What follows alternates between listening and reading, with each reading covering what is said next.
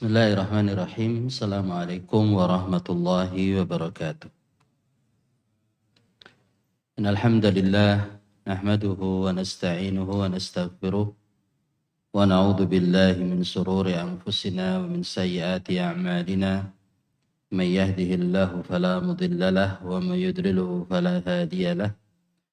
Wa asyhadu an la ilaha illallah wahdahu la syarika lahu. وأشهد أن محمدا عبده ورسوله صلى الله عليه وعلى آله وأصحابه ومن تبعهم بإحسان إلى يوم الدين. قال الله تعالى في القرآن الكريم: يا أيها الذين آمنوا اتقوا الله حق تقاته ولا تموتن إلا وأنتم مسلمون. أما بعد، فإن أصدق الحديث كلام الله وخير الهدي هدي محمد صلى الله عليه وسلم وشر الأمور محدثاتها فإن كل محدثة بدعة وكل بدعة ضلالة وكل ضلالة في النار. Sama sekalian rahimani wa rahimakumullah, Bapak Ibu, ikhwani wa akhwat fillah, azani Allah wa yakum, kaum muslimin dan muslimat, pendengar setia Radio Mas FM, dimanapun Anda berada, semoga Allah memberkahi kita semua. Alhamdulillah, kita bersyukur kehadirat Allah Subhanahu wa Ta'ala. Pada pagi hari ini kita dalam keadaan sehat walafiat, dalam keadaan sempurna insyaallah. Dan pagi hari ini kita diberikan taufik dan hidayah oleh Allah SWT untuk bisa hadir dalam kajian rutin tiap Ahad pagi di masjid yang kita banggakan ini, Masjid Al-Hidayah. Semoga Allah memberikan ketenangan, tentraman, sakinahnya kepada kita semua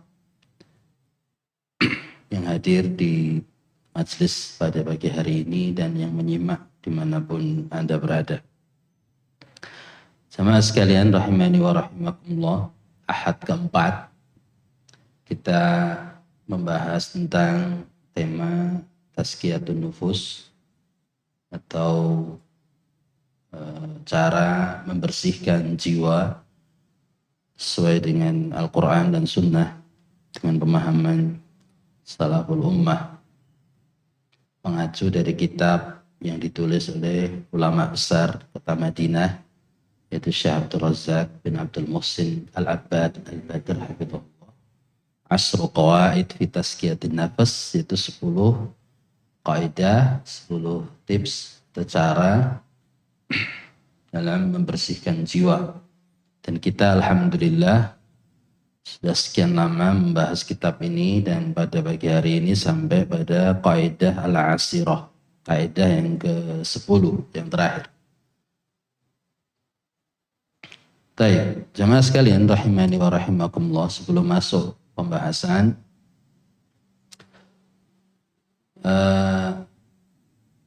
membersihkan jiwa dari kotoran, dari penyakit hati, itu adalah perkara yang wajib, perkara yang sangat penting untuk kita mencapai level keimanan yang sempurna, menjadi hamba Allah yang baik, menjadi hamba Allah yang taat, menjadi hamba Allah yang diinginkan oleh Allah SWT dan Rasulnya. Ada sebuah kisah, yaitu seorang murid bertanya kepada seorang ulama, yaitu Imam Al-Ghazali rahimahullah.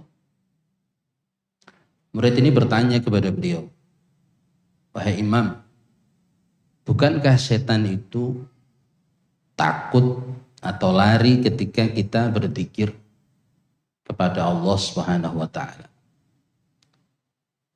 Tapi aku sudah berzikir, sudah berdoa, kenapa setan masih juga menggangguku, menyesatkanku, mendekatiku?" Ini keluh kesah atau curhat seorang murid kepada gurunya, yaitu seorang alim, Imam Al-Ghazali rahimahullah. Lalu beliau memberikan perumpamaan. Kamu diumpamakan seperti mengusir seekor anjing. Kamu usir dia, kamu halau anjing itu yang mau mendekat. Tetapi di dirimu itu ada tulang belulang, daging.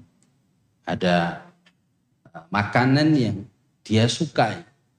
Itu sedang kamu bawa. Jadi kamu ngusir anjing, tapi di dalam dirimu itu ada sesuatu yang disukai oleh anjing tersebut. Yaitu tulang belulang atau apalah itu. Atau mungkin sekarang anjing saiki kan makanannya pelet. Kucing juga pelet. Jadi kita membawa sesuatu yang disukai oleh anjing tersebut, tapi kita capek untuk mengusir. Nah, seperti itulah keadaan dirimu. Jadi kamu mengusir setan dengan dzikir-dzikir yang Allah syariatkan, ya, tapi kamu tidak membuang sesuatu atau kamu malah menyimpan, menyiapkan sesuatu yang disukai oleh setan tersebut. Yaitu apa? Amradul qulub, penyakit-penyakit hati. Ada rasa, ada penyakit hasad pada diri kita, ada penyakit takabur, sombong, ada penyakit ujub, bangga, dan penyakit-penyakit hati yang lainnya. Kisah ini patut kita renungkan ya Mas. Ya persis yang kita alami sekarang atau setiap hari kita masih dalam bingkai atau jebakan setan. Kita masih mudah untuk mengikuti godaan-godaan setan. Padahal kita juga setiap hari senantiasa berdoa, berzikir. Tapi setan juga masih terus menggoda kita. Karena bisa jadi itu tadi permasalahannya. Pada diri kita masih banyak hal-hal yang mengundang setan itu sendiri untuk datang. Seperti anjing melihat tadi tulang belulang yang dibawa oleh kita. Nah, ini adalah ilmu yang bisa membantu kita untuk membersihkan penyakit hati. Tadi itu ilmu tazkiyah. Jadi perlu ada ilmu yang matang. Kematangan ilmu ini yang perlu sekali untuk kita. Jadi tidak hanya sekedar mengilmui, mengerti, memahami sebagai wawasan semata. Hasad itu enggak boleh, sombong itu enggak boleh, tapi betul-betul matang. Kematangan dalam berilmu, dewasa dalam memahami, itulah yang kita butuhkan sekarang. Jadi krisis sekarang ini adalah orang yang amil, orang yang mengamalkan apa yang dia ngaji, apa yang dia pelajari, apa yang dia ilmu. Itu krisis zaman sekarang. Bukan krisis orang yang alim, bukan krisis orang yang pintar, bukan krisis orang yang faham agama. Kalau yang faham, yang ngaji banyak, tapi yang mengamalkan apa yang dia ilmui itu yang krisis sama saya. Itu PR untuk saya pribadi dan antum semua. Jadi jangan sampai kita menjadi orang yang tahu tapi miskin amal. Kaya ilmu tapi miskin amal. Sehingga ilmu itu hanya menjadi koleksi. Ilmu hanya menjadi rutinitas. Tapi nol atau kurang dalam pengamalan. Nah, ini yang mengundang di antara hal-hal yang bisa mempersulit kita untuk melawan ya godaan setan gitu. Itu sepenggal kisah yang kita baca di kitab Imam Al-Ghazali, yaitu beliau pernah ditanya tentang muridnya seperti itu, ya, tentang kesulitan muridnya untuk melawan godaan setan atau hawa nafsu. Nah, ternyata memang masalahnya seperti itu. Kita harus bersih-bersih, harus mawas diri dari penyakit-penyakit hati itu, sehingga itu bisa membantu kita untuk terselamatkan dari godaan setan. Baik. Kaidah yang ke-10 yang disampaikan oleh Syekh di sini dalam buku beliau yaitu ma'rifatu an-nafsi. Ma'rifatu an-nafsi. Kita harus bisa mengenali an-nafsi, jiwa kita sendiri. Ya. Setelah 9 kaidah beliau sampaikan, ya, kaidah yang ke-10 ini beliau ingin tegaskan bahwa cara yang pertama, kedua, ketiga, keempat, kelima, keenam, ke-7, ke-8, ke-9 itu gak ada faedahnya, gak ada manfaatnya, kurang ampuh gitu senjatanya jika yang ke-10 ini kita gak pahami. Jadi kita harus mengenal jiwa kita sendiri. Maka Syekh mengatakan wa mimma yatahattamu fi babi tazkiyatin nafs, perkara yang wajib untuk kita fahami dalam bab tazkiyatun nufus, yaitu ma'rifatu haqiqati hadhihi nafs. Jadi mengenal hakikat jiwa itu sendiri.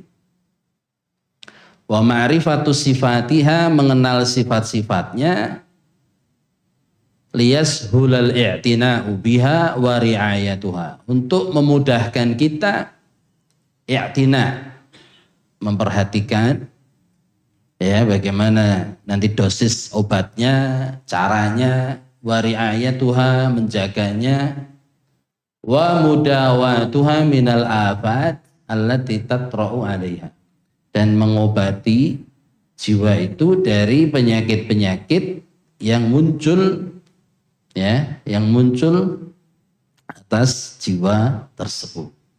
Ini kaidah yang ke-10, kita harus mengenal jiwa kita. Nah, di dalam Al-Quran jiwa itu dibagi menjadi 3, atau nafsu itu dibagi menjadi 3 macam. Waqad wasafallahu subhanahu wa ta'ala an-nafsa fi kitabihil karim bi 3 sifatin masyhuratin ma'lumah. Allah SWT telah mensifati atau membagi an-nafsu di dalam Al-Quranul Karim, ada 3 sifat yang masyhur, yang terkenal, ma'lumah, yang sangat diketahui, mudah diketahui. Yang pertama, an-nafsu al-mutmainnah. An-nafsu al-mutmainnah, jiwa yang tenang. Jiwa yang tenang. Wa hiya allati itma'annat bil iman wa dzikrillahi ta'ala wa ibadatihi wa husnil iqbali. Saya menjelaskan an-nafsul mutmainnah, jiwa yang tenang, yaitu jiwa yang mendapatkan ketenangan karena al-iman. Dia beriman kepada Allah.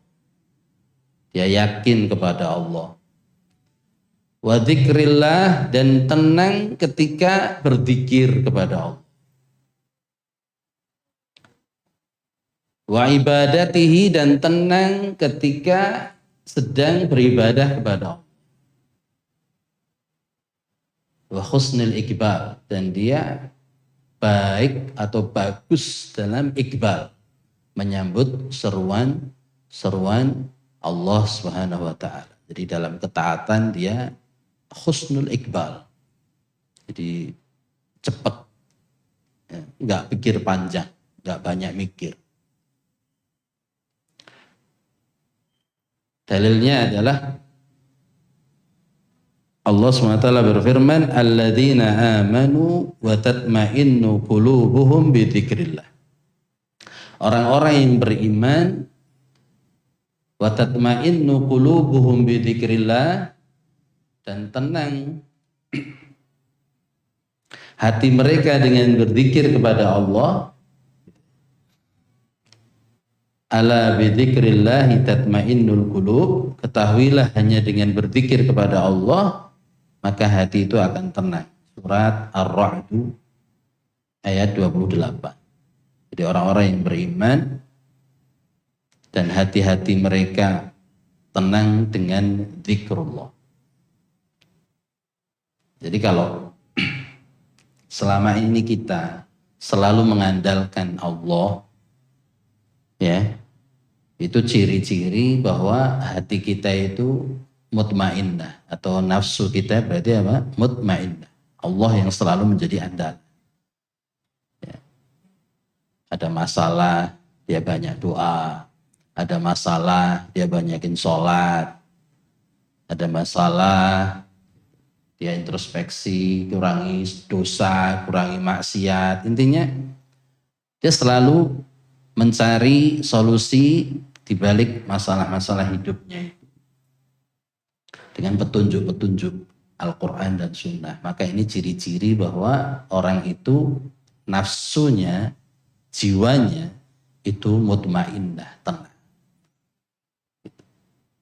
Dikir pagi, dikir petang, dia amalkan, dia baca, dia dengarkan. Kemudian dia yakin betul tentang apa keutamaannya dikir pagi dan petang itu apa. Sehingga bergabung tadi antara ilmu dan iman dia, keyakinan dia, sehingga dikir petangnya itu awet gitu. Ya. Atau kalau sholat tahajudnya itu awet. Karena gabung antara ilmu dan iman. Gak hanya ilmu toh, tapi dia juga iman, yakin gitu. Sehingga sholat tahajudnya terus menerus. Zikir pagi petangnya terus menerus. Gak cuma kolo-kolo, kalau ada masalah toh dia zikir pagi. Kalau ada masalah toh dia sholat tahajud. Ini namanya baru ilmu, tapi belum iman. Baru tahu dia, tapi belum sampai derajat yakin bahwa amalannya ini memang dia butuhkan untuk continue, untuk rutin. Nah, kita di level mana? Apakah ingat Allah baru ketika ada masalah? Nah, belum mutmainnah kita. Jadi mutmainnah itu adalah setiap ada ya kesempatan dalam hidup dia, maka rutinitas zikir, rutinitas amaliyah itu yang solehah yang dicontohkan tadi sesuai sunnah itu selalu menjadi kebiasaan. Kemudian dalil yang kedua yaitu surah Al-Fajr ayat 27 sampai 30. Allah SWT berfirman, ya ayyatuhan nafsul mutmainnah irji'i ila rabbiki radiyatan mardiyah. Wahai jiwa yang tenang, kembalilah kamu kepada Rabbmu dalam keadaan diridhoi. Fadkhuli fi ibadi wadkhuli jannati. Maka masuklah kamu wahai jiwa yang tenang ke deretan hamba-hambaku yang kuridhoi, wadkhuli jannati, dan masuklah kamu ke dalam surga. Ini jiwa yang tenang, selalu mengandalkan Allah, ya, tidak terfikir untuk mengandalkan makhluk. Dia lebih suka curhat kepada Allah di sepertiga malam terakhir atau dalam doa-doanya ketimbang dia curhat di medsos atau curhat kepada manusia. Karena memang nafsu manusia itu ingin curhat, ingin menyampaikan apa yang ada dalam hatinya. Cuma nafsul mutmainnah ini mengajak curhat dia ini kepada yang tepat, yaitu kepada Allah Subhanahu wa Ta'ala. Seperti Nabi Yakub alaihissalam ketika kehilangan Nabi Yusuf, putranya. Nabi Yusuf itu kan anak yang paling beliau sayangi. Ya. Apa kata Nabi Yakub dalam Al-Quran? Innama asku basi wa husni ilallah. Innama itu dalam bahasa Arab atau nahwu artinya itu hanya. Hanyalah aku asku mencurhatkan, mengeluhkan bathi wa huzni ilallah. Masalah-masalahku, kesedihan-kesedihanku ilallah, kepada Allah Subhanahu wa Ta'ala. Innallaha ya'lamu ma la ta'lamun. Allah itu tahu apa yang tidak kalian ketahui. Iya, kalau kita curhat ke ustadz atau ke guru atau ke teman atau ke siapapun, kadang kita mendapatkan saran-saran. Tapi saran-saran mereka tidak akan secespleng kalau kita curhat sama Allah SWT. Karena Allah lebih tahu apa yang kita butuhkan. Kadang kita kalau curhat sama orang juga dia hanya pura-pura saja. Sok perhatian, ceria cuma kepo saja. Buktinya hanya kepo apa? Cerita yang kita sampaikan ke dia jadi kemana-mana. Semua orang jadi ngerti. Berarti dia bukan orang yang tepat. Bocor. Maka an-nafsul mutmainnah ini merasakan keimanan, ketenangan, kenyamanan, kedamaian ketika dia berurusan dengan Allah Subhanahu wa taala. Sudah selevel inikah kita ya, ketika membaca Al-Quran merasakan ketenangan, ketika sholat menjadikan sholat itu sebagai ketenangan, ya, puasa misalnya, ataukah justru kita itu nyari ketenangan dengan yang lain? Sekarang musim healing, ya, healingnya ke pantai, healingnya kemana? Healing itu identik dengan yang duniawi kan. Nah, kalau level kita masih seperti itu, maka kita harus mempelajari lagi nafsul mutmainnah itu seperti apa. Saya tenang Ustadz kalau lihat air ombak. Saya tenang Ustadz kalau di ketinggian. Saya tenang.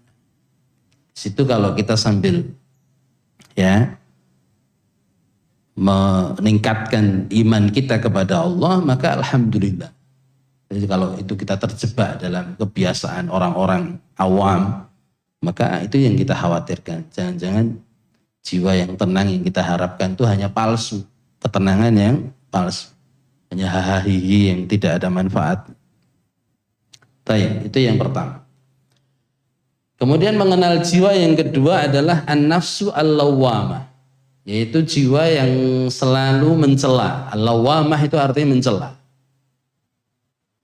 Kalau dalam terjemahan Al-Quran DEPAK RI Republik Indonesia, lawamah itu diartikan yang suka menyesali diri. Jadi jiwa yang suka menyesali dirinya. Kata saya di sini wahiyallati talumu sahibaha ala fi'lihi al-khata.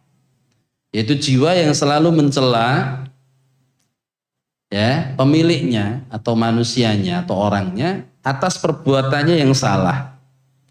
Au taksirihi fil wajib, atau kurangnya dia dalam melaksanakan kewajiban.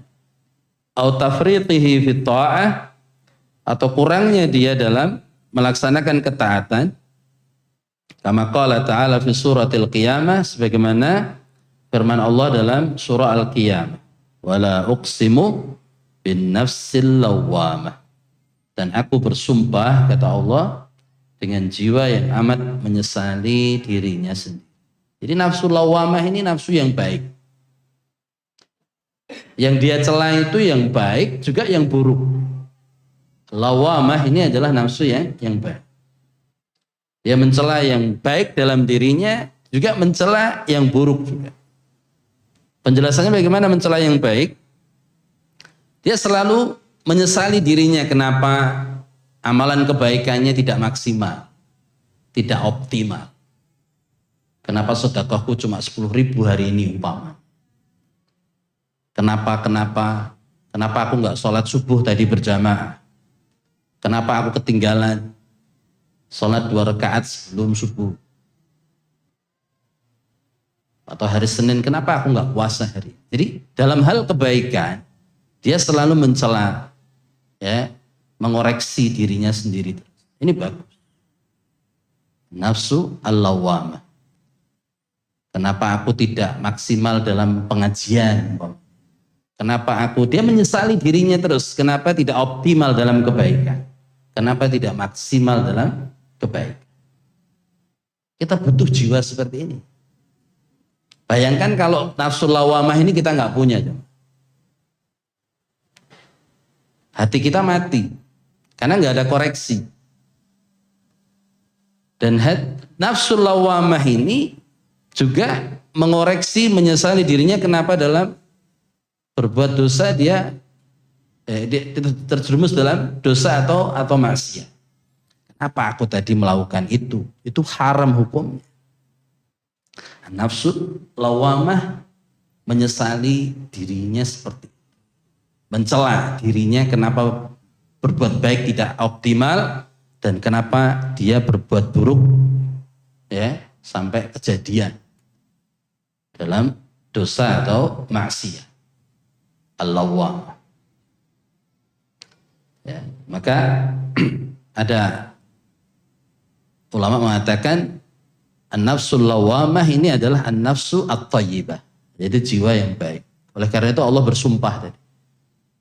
Ketika Allah bersumpah dengan sesuatu, maka itu adalah sesuatu yang baik, sesuatu yang besar. La uqsimu bin nafsil lawwamah. Aku bersumpah dengan jiwa yang menyesali dirinya. Begitu. Ketika kita berbuat maksiat atau dosa, pasti sedikit apapun itu ada pengingkaran dalam diri kita. Ketika kita terjerumus dalam perbuatan dosa atau maksiat, di dalam diri kita pasti ada pemberontakan sedikit pun. Nah, itu namanya nafsul lawwamah. Selama kita orang yang beriman, selama ada iman di dalam diri kita, ada penyesalan, ada koreksi. Kenapa? Ya Allah, kenapa begitu? Ketika dia muhasab, ketika dia evaluasi, introspeksi diri, ini nafsul lawwamah. Nah, ketika kita melakukan dosa, kejadian perbuatan dosa, kok tidak ada satu pun atau sedikit pun protes dalam diri kita? Jangan-jangan iman kita ya mulai sakit atau bahkan mati. Biasa sekali dia berbuat dosa. Gak ada malu, gak ada rikuh, gak ada beban sama sekali. Ini hanya dipunyai oleh orang-orang kafir. Yang memang mereka beramal itu gak mikir. Gak mikir. Dan gak ngerti apa dampaknya dari perbuatan dosa mereka. Sehingga nafsu lawamah itu gak berlaku. Adanya cuma nafsu amarah yang ketiga nanti, yaitu jiwa yang menyuruh terus untuk berbuat amaratu bisu. Nah, ketika kita ada perbuatan dosa, kemudian ada terbetik dalam diri kita penyesalan. Kenapa ya Allah sampai kejadian seperti tadi? Maka ini adalah nafsu yang baik, nafsu lawwam. Selalu mengoreksi kita. Kenapa sedekahku kok cuma 10.000? Harusnya ya, besok dia perbaiki lagi, naik lagi 20.000 umpamanya. Menyesali dirinya terus. Maka namanya nafsunya apa? Lawwam. Menyesali diri, mencela dirinya sendiri. Nah, ini yang dinasihatkan para ulama kita supaya kita bisa ngopeni nafsu lawamah ini ya, karena dia sebagai kontrol, sebagai bentuk evaluasi untuk diri kita, menjadi motivasi ketika berbuat kebaikan semakin baik karena menyesal kenapa enggak optimal. Seperti keadaannya orang-orang yang meninggal dunia atau ketika sakaratul maut. Diceritakan dalam Al-Quran bahwa semua mayit itu memiliki penyesalan. Memiliki penyesalan. Allah katakan, hatta idza jaa ahadakumul mautu qala rabbirji'u. Jadi ketika kematian itu datang kepada salah satu dari kalian, kata Allah, qala rabbirji'u. Maka mayit ini mengatakan rabbirji'u. Ya Allah, ya Rabbku, kembalikanlah aku ke dunia.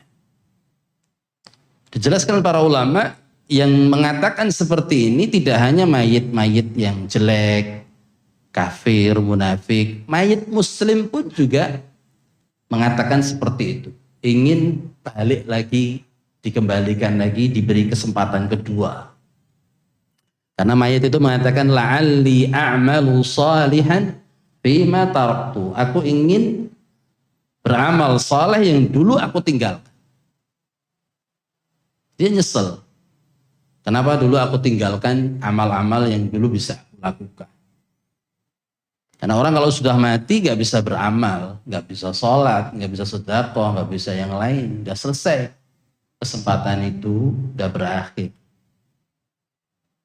Jadi jangan bilang hidup cuma sekali. Salah. Hidup itu ya di dunia itu bukan sekali. Ya. Ada kehidupan lagi setelah selesai. Dan itu kehidupan yang sebenar-benarnya kehidupan. Yaitu setelah kematian itu hidup lagi kita. Bahkan lebih lama. Unlimited. Tanpa batas. Sehari di sana bukan 24 jam di dunia. Sehari di sana 1000 tahun di dunia. Al-yawma inda rabbikum ka'alfi sanatim mimma ta'udun. 1000 tahun di dunia itu 1 hari. Jadi kalau disiksa di sana seminggu saja umpamanya. Seminggu itu bukan 7 hari, bukan 7 kali 24 jam. 7 kali 1000 tahun. A'udzubillah min. Itu yang harus kita pikirkan. Maka Nabi mengatakan al-kayyisu, orang yang cerdas itu yang mikirin ma ba'dal maut. Peristiwa-peristiwa apa yang akan dialami setelah kematian. PR kita itu mengendalikan nafsu ini di dunia supaya kita di akhirat tidak termasuk orang yang menyesal tadi. Jadi la'alli a'malu salihan bima tarak. Kata Allah kalla, nggak bisa. Tilka kalimatun hiya qailuha. Itu omong kosong, nggak bisa. Wa min waraihim barzakhun, di belakang mereka ada barzah, dinding yang membatasi mereka ila yaumi yub'atsun, sampai hari kiamat. Hari di mana mayit-mayit dibangkitkan dari kuburnya. Yang akan terjadi orang mati kok urip meneh, meripeni, datangi keluarganya, itu bukan ajaran Islam, bukan ajaran Quran. Ajaran Quran kalau udah orang mati, itu udah terhalang antara dia dengan dunia. Nggak bisa. Sing mati yang nggak bisa ngakses sama yang hidup juga nggak bisa ngakses yang mati. Nggak, misalnya ada ritual memanggil roh Prabu Siliwangi, roh Mbae, atau itu yang datang bukan rohnya, roh udah selesai di alam barzah, nggak bisa lagi, kata Allah kan, wa mi waraihim, nggak bisa. Sampai kapan? Sampai hari kiamat. Terus yang datang siapa itu? Yang masuk ngaku-ngaku itu? Siapa sama? Jin, setan. Terus ngomong apa wae, tinggal tinggal jauh. Padahal jin itu hukum asalnya pendusta. Jin itu kadzab, pendusta. Nggak boleh menelan informasi apapun dari jin yang bicara lewat mulutnya orang kesurupan. Maka ulama mengharamkan kita untuk dialog. Jadi kalau ngeruqyah aja, usir dia, nggak usah ngobrol. Jenengmu sopo, sama ngendi.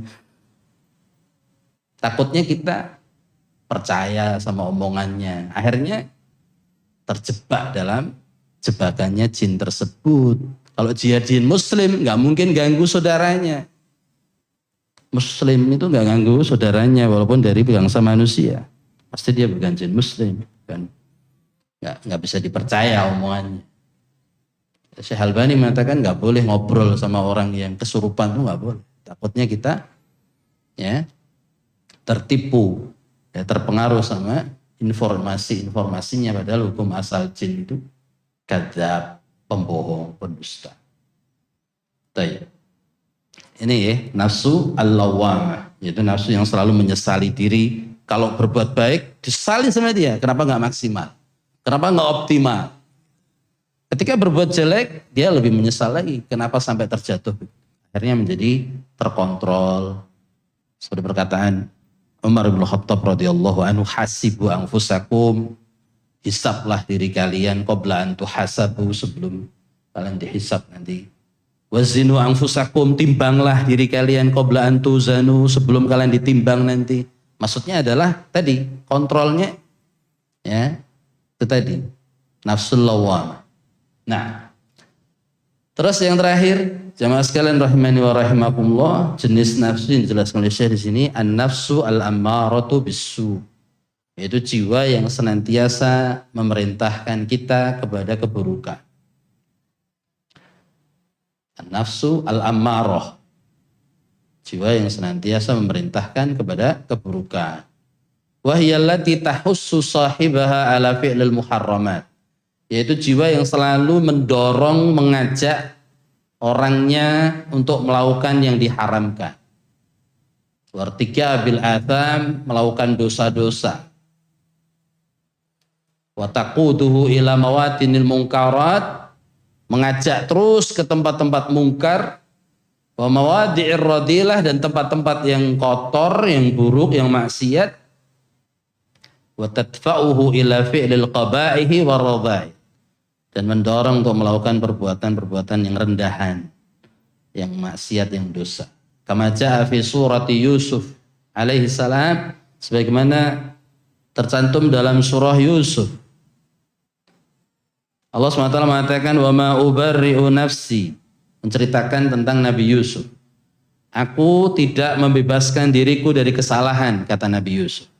Innan nafsa la'ammaratum bisu, karena sungguhnya nafsu itu selalu menyuruh kepada kejahatan. Illa ma rahima rabbi, kecuali nafsu yang dirahmati oleh Allah, oleh Rabbku. Surah Yusuf ayat 53. Nah, kita patut belajar dengan Nabi Yusuf ini, dari Nabi Yusuf ini. Ketika digoda untuk berzina dengan perempuan yang bangsawan, putri dari Al-Malik, penguasa waktu itu, coba jangan bayangkan.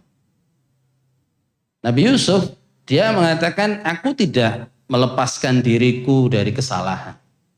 Karena Nabi Yusuf juga, ayatnya menjelaskan Nabi Yusuf tertarik. Nabi Yusuf tertarik dalam Al-Quran itu. Al-Quran ini mengatakan, wahammat bihi, wanita itu tertarik dengan Nabi Yusuf. Terus apa? Wahamma biha. Nabi Yusuf pun normal. Hamma biha, dia tertarik juga sama perempuan itu. Perempuan yang kaya, yang cantik, jelita, dan sebagainya. Ya. Dan dia waktu itu perantau, jauh dari keluarga. Tahu sendiri yang pernah merantau. Waktu Hafsah pernah merantau ke Korea. Biar. Kalau dia mau rusak di sana, bisa nggak? Gak usah ngerti. Anak istri, keluarga jauh. Perantau itu imannya harus lebih tebel. Karena dia mau rusak, serusak-rusaknya, ada peluang, ada kesempatan. Nabi Yusuf dibuang ke Mesir dari Palestina. Dijual di sana. Dan dia merantau di Mesir, jauh dari keluarga. Dan dia laki-laki yang tampan, dan dia bujang, jomblo. Nafsu syahwat sedang besar-besarnya. Dan dia bukan menggoda, dia digoda. Ini porsinya nih, ya posisi beliau ini. Dia digoda. Yang goda bukan pembantu. Yang goda wanita bangsawan, wanita yang luar biasa di kaumnya. Punya segalanya.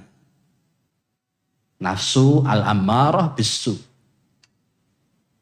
Jiwa itu mendorong dia untuk melakukan itu. Dia tertarik. Maka Al-Quran tadi mengatakan, Nabi Yusuf, wa ma ubarri'u nafsi, aku tidak membebaskan diriku dari kesalahan. Aku juga ada tertarikan. Cek tafsirnya. Tafsir mengatakan Nabi Yusuf punya ketertarikan. Tapi nafsu yang mengajak kepada perzinahan, itu yang diharamkan Allah SWT, itu bisa ditekan sama Nabi Yusuf. Bisa dilawan sama beliau. Sehingga Nabi Yusuf adalah orang yang jiwanya paling bersih. Betul-betul teruji jiwanya itu. Bukan jiwa yang tanpa ujian, diuji dengan godaan yang begitu luar biasa. Nabi Yusuf itu lolos. Nabi Yusuf bisa bersih. Sehingga Nabi Yusuf dinobatkan menjadi hamba Allah yang jiwanya itu paling bersih. Ini saya dapatkan di tafsir Al-Qurtubi. Melalui tadi ujian yang luar biasa. Jiwa yang mengajak kepada keburukan ini akan selalu ada. Kalau seorang nabi dan rasul aja seperti itu, digoda dan ada dorongan ke sana. Apalagi kita semua yang bukan nabi, bukan rasul dan bukan siapa-siapa. Tentunya dorongan al-ammarah bisu itu lebih besar. Tugas kita apa? Tugas kita adalah seperti dalam surah An-Nazi'at. Surah An-Nazi'at ayat 40 sampai 41. Allah mengatakan wa amma man khafa maqama rabbih wa nahan nafsa 'anil hawa fa innal jannata hiyal ma'wa. Jadi orang yang takut kepada kebesaran Allah SWT, Rabbnya, wa nahan nafsa 'anil hawa, ini poinnya. Di garis bawah. Dan dia bisa menahan dirinya dari keinginan hawa nafsunya, fa innal jannata hiyal ma'wa, maka surga Allah itu adalah menjadi tempat tinggal. Di menahan nafsu, menahan keinginan menuju maksiat, itu kunci surga. Dijelaskan oleh sahabat Abdullah bin Mas'ud radhiyallahu anhu, beliau mengatakan, jadi menahan diri dari godaan nafsu untuk berbuat maksiat, berbuat dosa, berdasarkan ayat ini, kalau berhasil maka menjadi kunci surga. Menjadi kunci surga. Jihadun nafs, melawan, menjihati nafsu, hawa nafsu kita yang paling buruk, yang nomor 3 tadi, yaitu al-ammarah bisu. Nah, itu tugas kita. Menahan, melawannya. Sehingga kalau kita bisa melawan, menahannya, seperti yang dilakukan oleh Nabi Yusuf alaihissalam. Bagaimana beliau menggabungkan antara ilmu, iman, sabar, semuanya. Kan kesabaran itu kan nggak cuma sabar ketika ada musibah, jemaah. Tapi sabar ketika melakukan ketaatan, juga sabar ketika apa? Menahan diri dari maksiat. Ada peluang tapi dia milih sabar. Itu sabar yang dahsyat levelnya. Ulama sepakat. Kesabaran Nabi Yusuf untuk menahan diri dari godaan perempuan tadi, Imra'atul Aziz tadi. Ada yang mengatakan Zulaikha. Ada yang mengatakan namanya Zulaikha, Zulaikah, Juleha. Tapi nama-nama ini perlu dicek lagi kesohihannya. Ada yang mengatakan ini Israiliyat, namanya tidak warid, tidak ada dalilnya. Namanya yang disebut adalah Imra'atul Aziz, wanita penguasa lah. Kesabaran beliau ketika dalam kondisi mampu seperti ini itu melebihi sabarnya beliau ketika dicemplungkan sumur. Beliau mengalami berapa kali ujian. Dilemparkan ke sumur pernah kan? Dilempar ke sumur, ditemukan sama musafir, dilempar ke sumur kan musibah. Dan beliau sabar di bawah sana, menahan diri, tidak mampu berbuat apa-apa sampai Allah datangkan musafir, kemudian diangkut ke atas, dijual ke Mesir. Kesabaran beliau ketika dalam kondisi mampu tadi itu lebih dahsyat, lebih agung levelnya dibandingkan kesabaran beliau ketika tidak mampu tadi. Raiso apa-apa, memunggah ya raiso. Gak ada pilihan lain kecuali untuk sabar. Tapi ketika tadi ada pilihan dia untuk berzina, ada. Dia tidak menggoda, dia digoda. Di saat laki-laki yang lain tuh capek menggoda dan gak ada yang mau, ini Nabi Yusuf digoda, dan yang menggoda bukan pembantu, bukan wanita ecek-ecek, tapi wanita yang memiliki segalanya tadi. Kesabaran seperti ini, makomnya itu lebih dahsyat. Itu amalan hati yang luar biasa. Tiru amalan seperti ini. Sabar saat mampu berbuat maksiat. Bukan sabar ketika wis gak iso ngopo-ngopo, udah ada kematian, ada kehilangan, ya gak ada pilihan lain kecuali sabar. Mau ngapain? Udah meninggal kalau gak sabar gimana? Udah terjadi kalau gak sabar bagaimana? Nah, kesabaran ketika ada musibah itu bukan kok setelah sekian lama baru sabar. Dimotivasi kawannya baru bisa sabar. Tapi kesabaran ketika musibah yang paling berharga adalah fi awalis sadamatil ula. Ketika di awal benturan musibah itu, dia langsung bisa menguasai diri. Dia langsung bisa menahan dirinya. Kalau ada kematian umpamanya dia langsung bisa inna lillahi wa inna ilaihi raji'un. Bukan dengan meronta-ronta. Awalnya sikapnya meronta-ronta dulu umpamanya. Nangis geru-geru, gulung komeng gak kawalan umpamanya.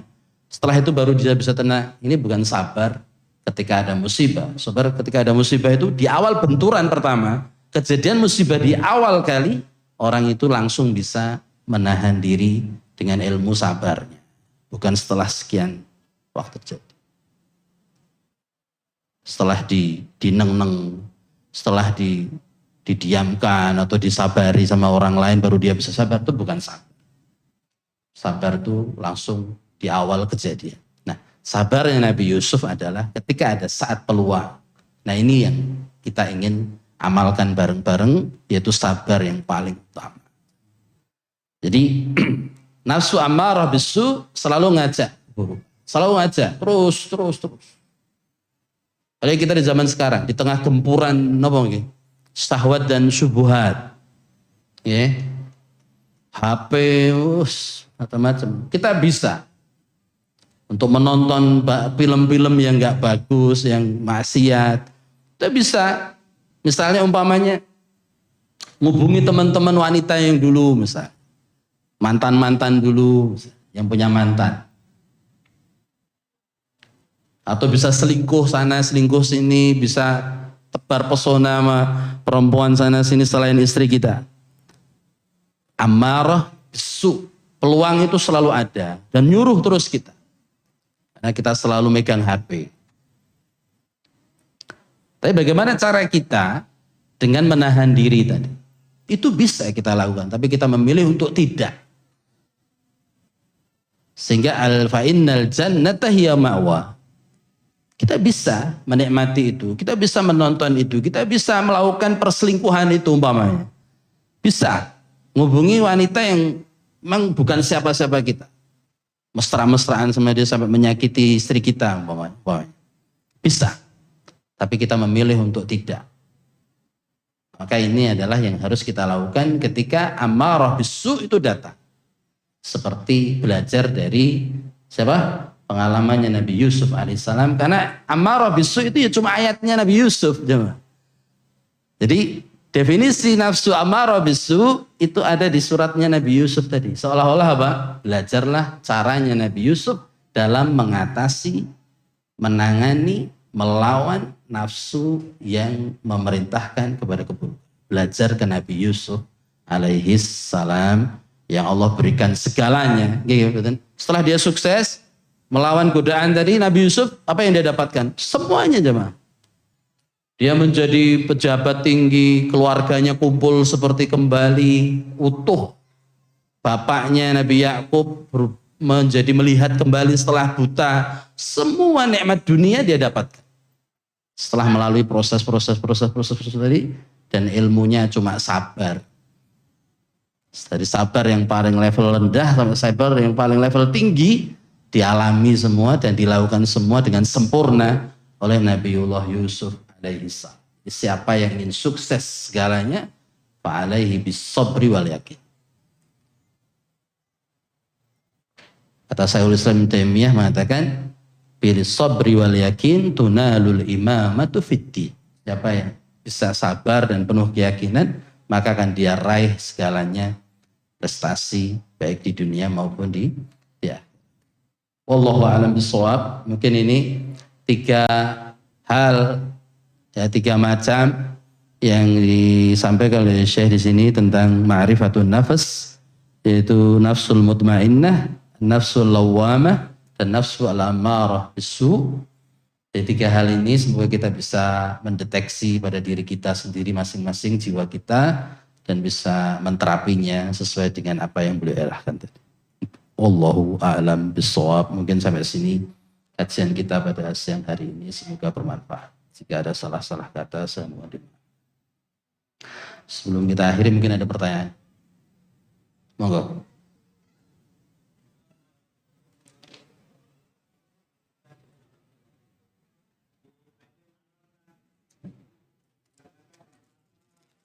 Depan dulu Pak. Depan ini ada tapi nggak kedengeran. Monggo. Kalau bisa saya jawab. Kalau nggak bisa nanti tanyakan ke Ustadz Muslim atau guru-guru kita yang lain.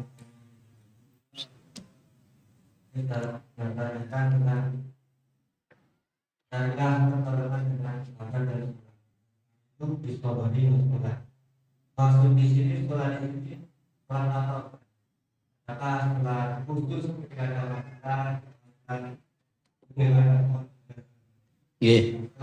Assalamualaikum. Yang ana tahu, yang saya tahu itu semua sholat dan terutama yang wajib.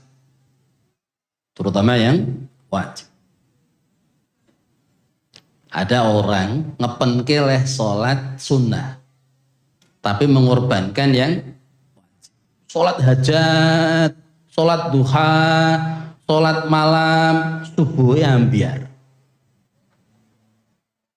Gak boleh yang wajib kalah sama yang sunnah.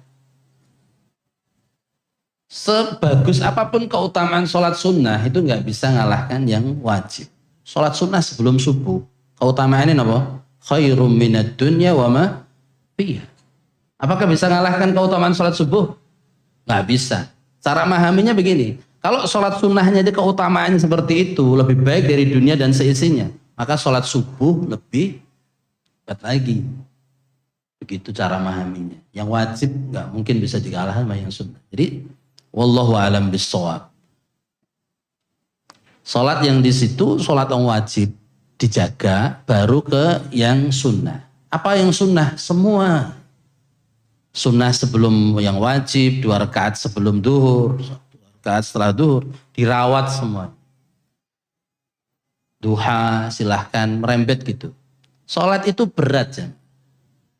Sholat itu berat. Maka kadang orang menjadikan sholat sebagai itu solusi atau amal atau mujahadah dia ketika ada masalah. Ya. Kadang nggak rutin dan nggak bisa istiqomah karena memang berat sholat itu. Yang mengatakan sholat itu berat itu Allah sendiri di lanjutan ayat tadi.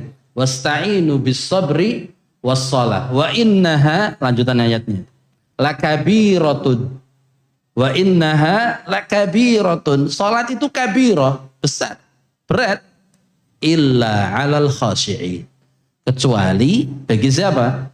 Bagi orang yang khusyuk. Sholatku enteng bagi wong sing khusyuk. Gampang nyandain itu, kok abot berarti dereng khusyuk. Untuk melepaskan diri kita dari sifat kemunafikan, ampun ditinggalke sholat jamaah subuh sama isya. 2 ayat ini dipilih karena memang beratnya faktornya. Kalau dia ninggalin semua sholat, bukannya itu lebih munafik lagi, maksudnya begitu. Nah, jadi subuh itu enak untuk tidur.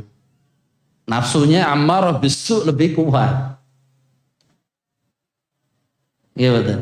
Setan itu kalau malam itu godaannya lebih hebat dibandingkan siang. Oleh karena kita suruh berlindung dari godaan setan di waktu malam. Qul a'udzu birabbil falaq. Apa falak? Waktu malam itu setannya lebih akeh, lebih gede, lebih besar. Nggih mboten? Setuju mboten? Subuh lebih abot timbang duhur. Duhur rolasan. Kerja pabrik metu tak kira salat mangan. asar juga. Nah itulah. Jadi sholat yang saya pahami itu wallahu a'lam bishawab. Semua sholat itu bisa untuk menjadi alat bantu. Wasta'inu isti'anah kepada Allah Subhanahu wa taala. Terutama yang wajib dijaga. Nek ngajak orang hijrah jamaah. Ojo kon langsung tahajud. Utangnya banyak, tahajud to bedino, ya kapok. Dia nggak biasa sholat suruh tahajud. Padahal sholat itu berat atau ringan? Berat. Maka diajari dulu ngopeni sing wajib-wajib. Jaganen openono sholat wajibmu kuwi sik. Duhur rutin yang masjid kalau laki-laki jamaah. Asar, maghrib, isya. Sholat itu berat. Suruh milih yang wajib dulu. Kalau sudah rutin bagus, tingkatkan motivasi dia untuk melakukan yang sunnah. Tapi kadang salah terapi kadang. Disuruh sholat malam terus. Akhirnya ketika masalahnya nggak selesai, kapok sholat malamnya. Dan kadang mengorbankan yang wajib itu tadi. Gara-gara sholat tahajud malam hari jam 3, jam 2. Nggak bangun subuh dia. Ini keliru namanya. Seperti kalau di bulan Ramadan ada orang peng-pengan leh sholat tarawih. Duhur, asar, maghrib, isya nggak neng masjid. Tarawih neng masjid. Ini namanya nggak mempelajari fikih aulawiyah, fikih prioritas. Di dalam ilmu Islam itu ada fikih prioritas. Mana yang lebih aulawi, lebih prioritas itu didahulukan dibanding yang tidak prioritas. Al-awwal fal-awwal, yang lebih utama didahulukan. Lebih utama sholat wajib itu lebih bagus diupeni ketimbang sholat witir atau sholat tarawih bersama imam. Sholat tarawih iso terus ning masjid. Duhur gak iso. Maghrib gak iso, isya gak iso umpamanya. Asar gak bisa. Kenapa kan gitu? Lah ngepen ke iso sholat tarawih ning masjid bar. Keliru. Jadi harus diimbangi. Itu nggak apa-apa Ustaz pemula, iya nggak apa-apa. Tapi diberikan wawasan seperti ini, bahwa kamu ngopeni yang wajib itu lebih penting, lebih bagus bagi kamu ketimbang yang sunnah. Wallahu a'lam bishawab. Nggih. Monggo, weh. Bah terima Masya. Monggo.